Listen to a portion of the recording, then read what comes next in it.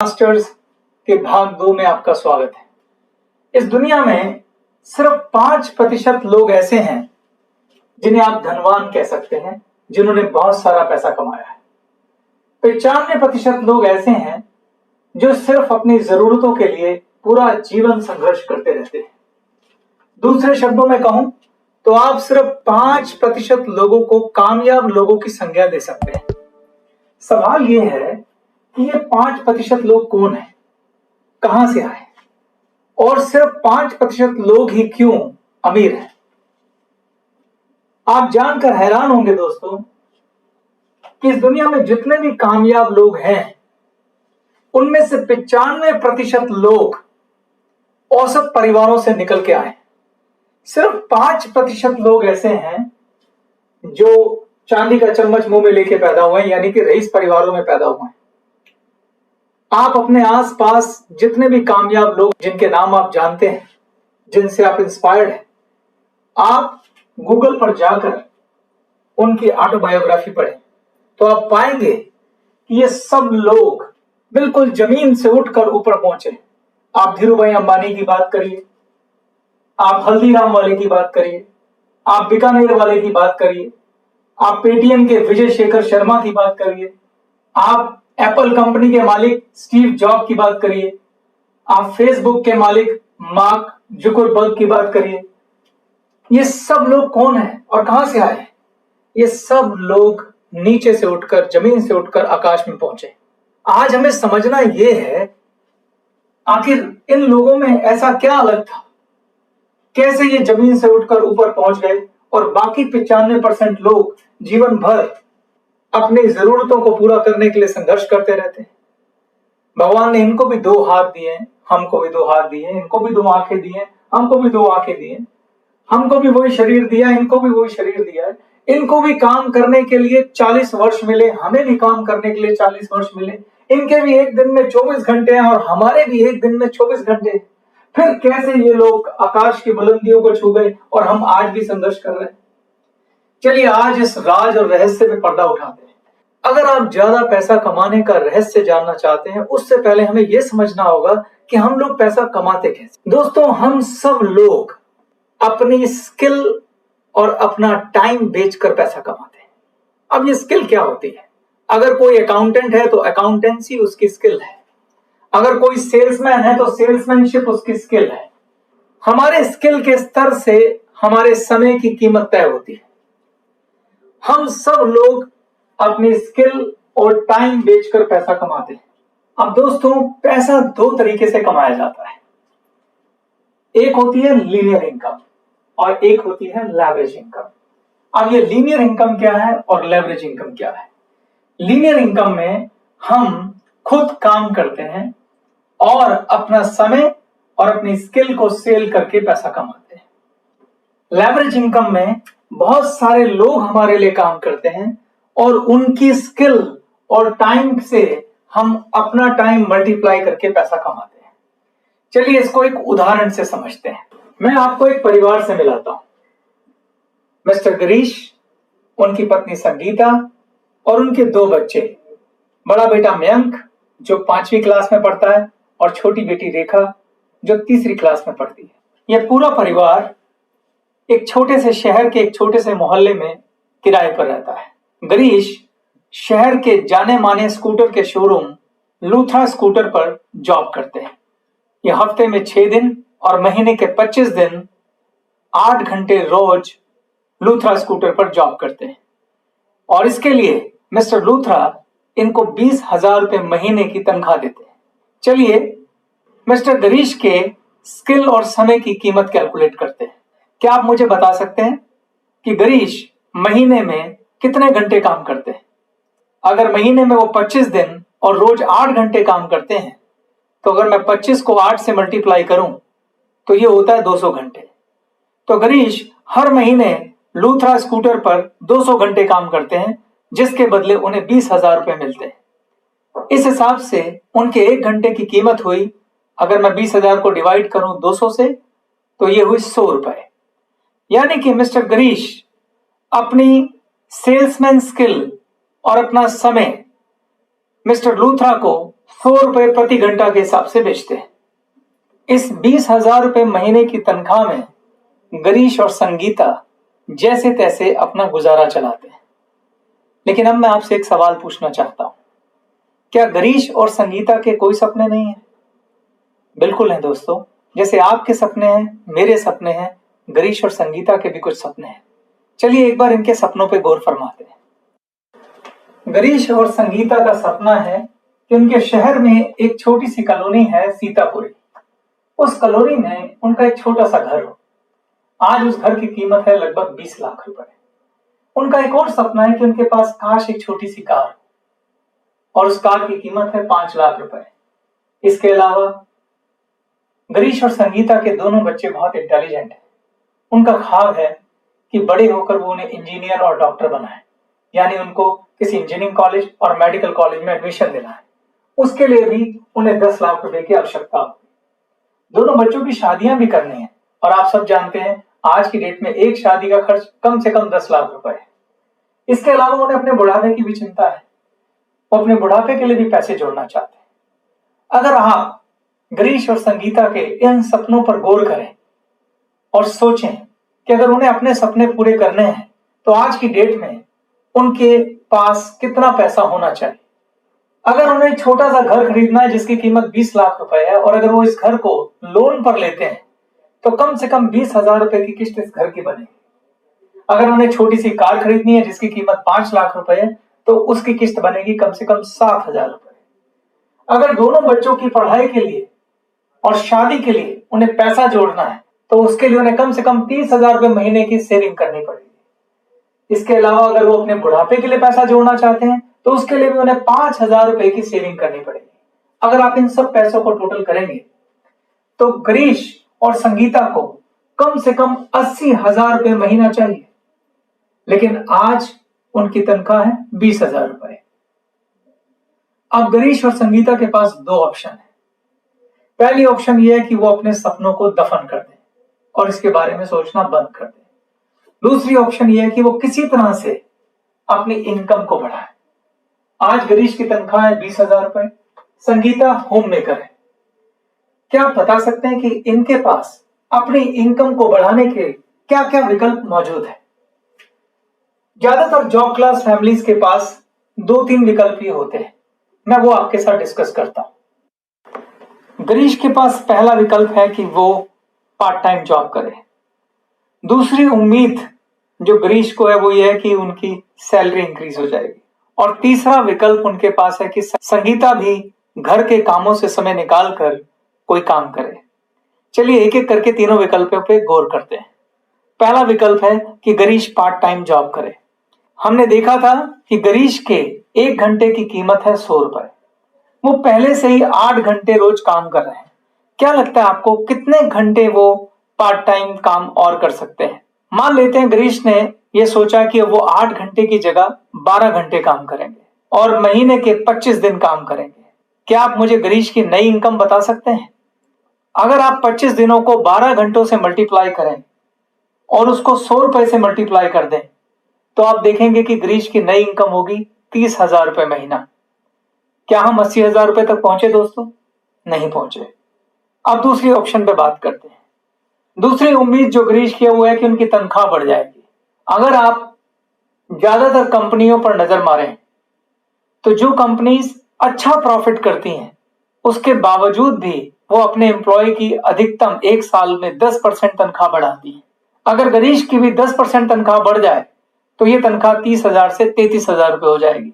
क्या हम 80,000 रुपए तक पहुंचे दोस्तों? नहीं पहुंचे। अब हम तीसरी ऑप्शन की बात कर लेते हैं।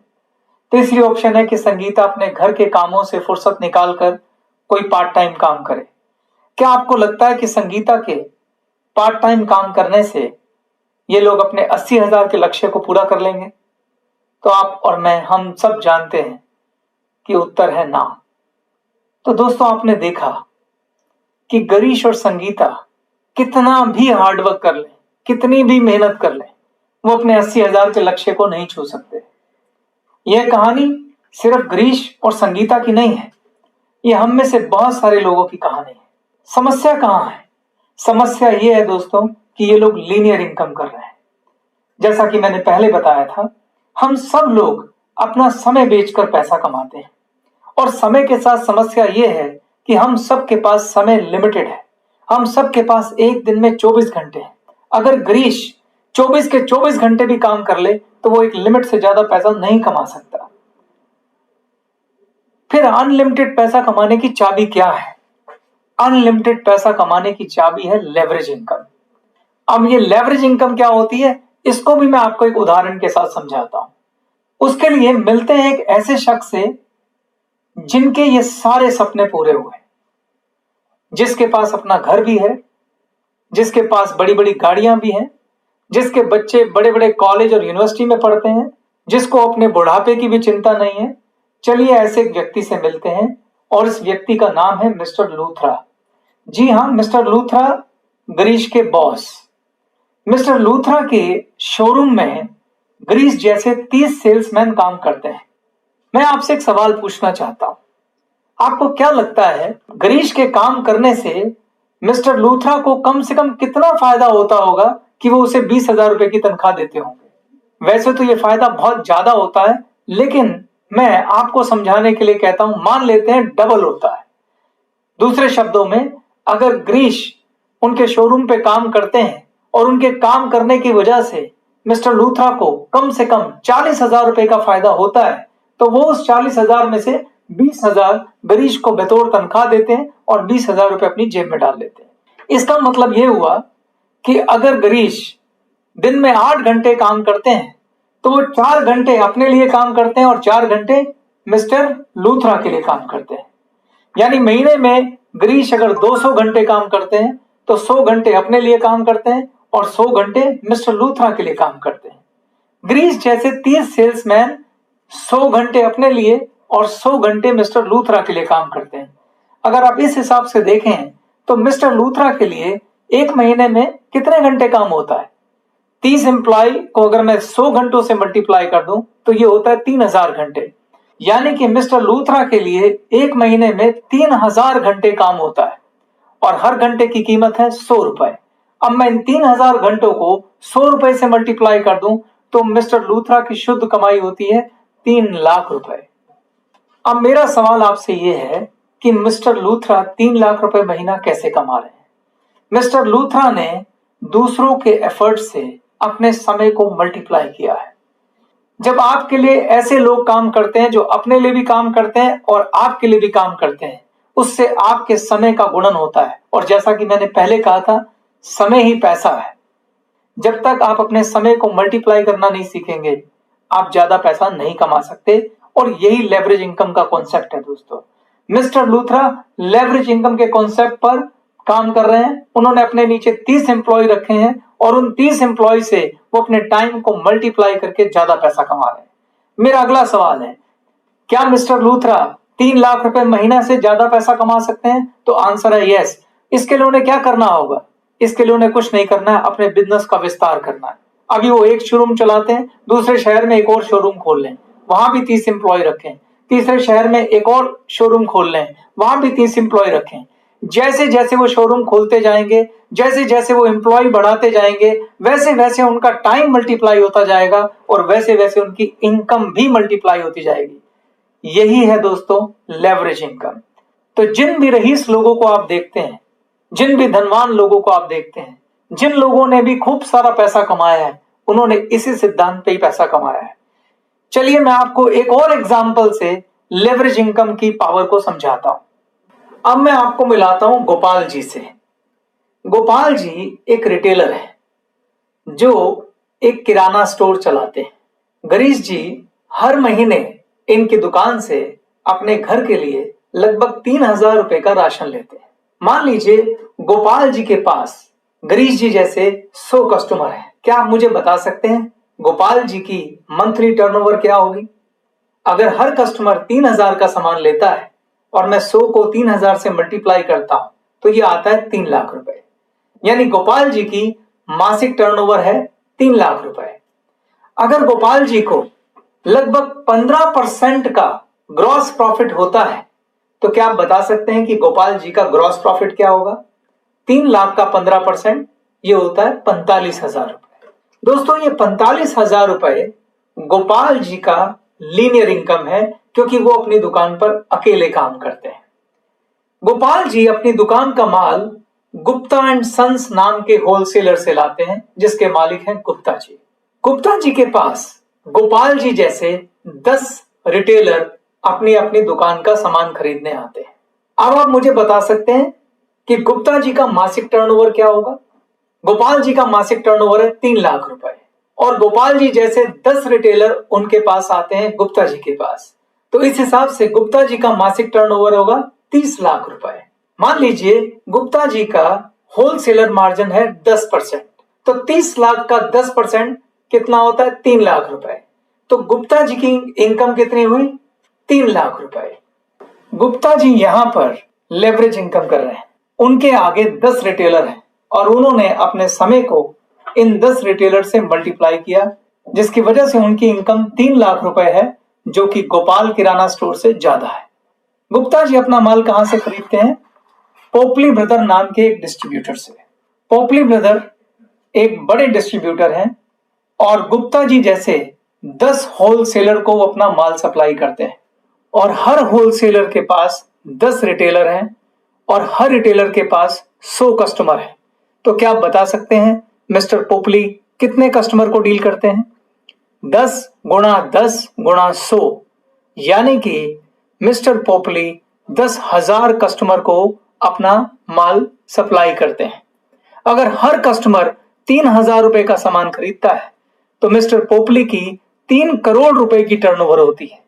अगर मिस्टर पोपली का मार्जिन 5% है तो मिस्टर पोपली 15 लाख रुपए महीना कमाते हैं।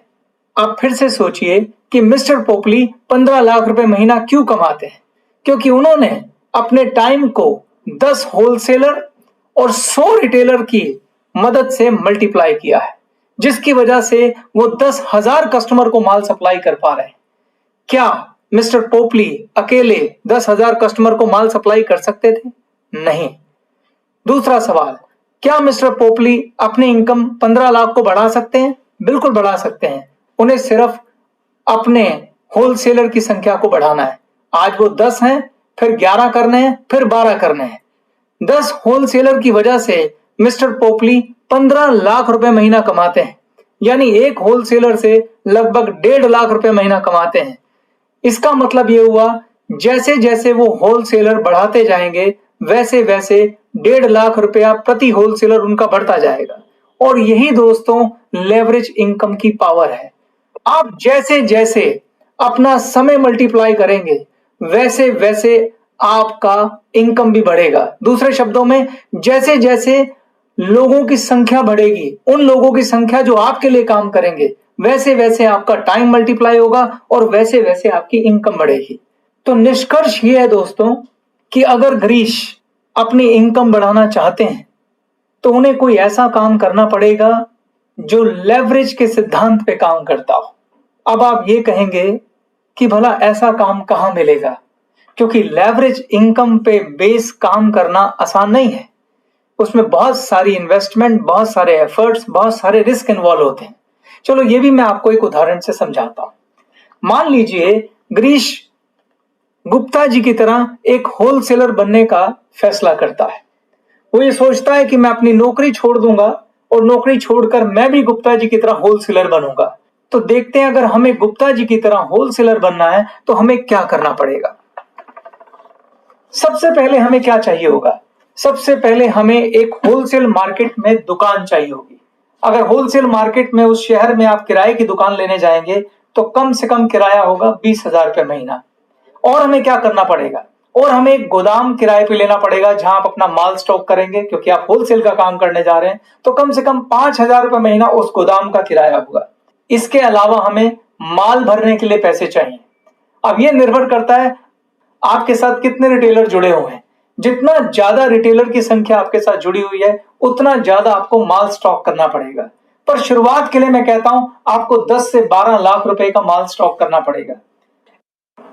इसके अलावा गिरीश जी को अपनी दुकान पर एम्प्लॉय भी रखने पड़ेंगे, जिसका खर्चा आएगा लगभग 30,000 रुपए महीना। दुकान के ओवरहेड्स जैसे कि बिजली, पानी, फोन, चाय, कॉफी, इसका भी खर्चा आएगा लगभग 4,000 रुपए महीना। लीगल फीस जैसे जीएसटी का वकील, एफएसएसएआई का लाइसेंस की फीस, सीए इत्यादि, लगभग 1,000 रुपए महीने के आसपास इसका भी खर्चा आएगा। अगर आप इन सब खर्चों को जोड़ दें तो 12 लाख रुपए माल के और 60,000 रुपए महीना दुकान का रनिंग एक्सपेंस आएगा।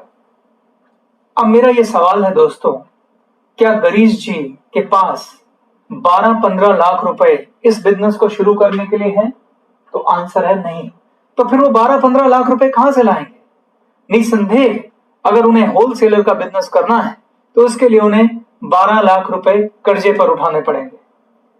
सवाल ये है कि 12 लाख रुपए का कर्जा उठाकर गिरीश जी ऐसा बिजनेस करने का जोखिम उठाएंगे जिसका रनिंग एक्सपेंस 60,000 रुपए महीना है? तो उत्तर है नहीं। आखिर गिरीश जी की क्या शंकाएं हैं, क्या डर है, क्यों वो ये जोखिम नहीं उठाएंगे? दोस्तों, कोई भी नया बिजनेस करना हो, हमारे मन में उसको लेकर कई तरह के डर होते हैं। जैसे इस केस में माल कहां से लाना है, कितना मार्जिन रखना है, दुकान कैसे चलानी है, उसका हिसाब किताब कैसे रखना है, कंपटीशन का डर।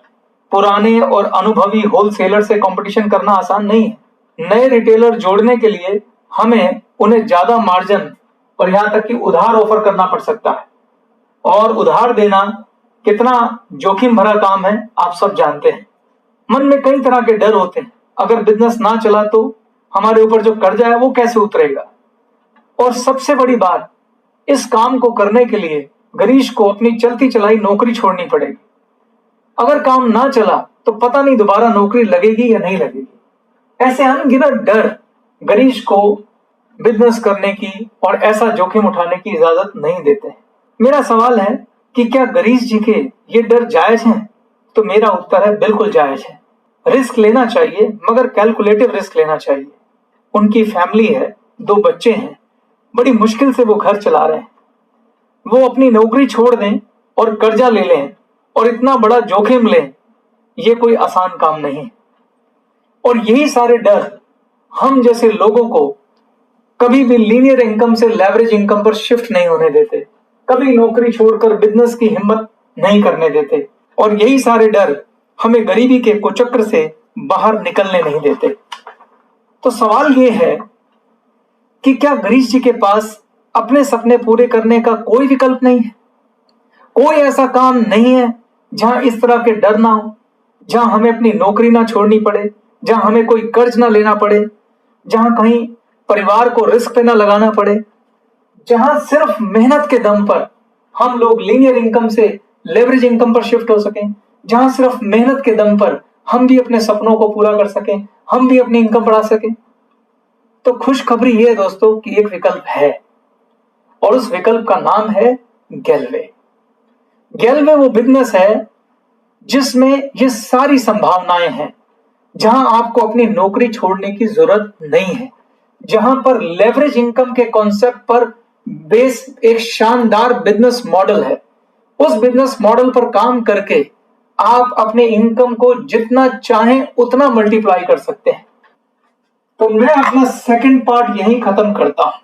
भाग 3 में मैं आपको गेलवे बिजनेस मॉडल को समझाऊंगा, जिसमें आप जान पाएंगे कि कैसे गेलवे बिजनेस मॉडल वो मॉडल है जिसमें लेवरेज इनकम का कॉन्सेप्ट है, और आप सिर्फ मेहनत के दम पर उस मॉडल से अपने सारे सपने पूरे कर सकते हैं, अपने सारे ख्वाब पूरा कर सकते हैं।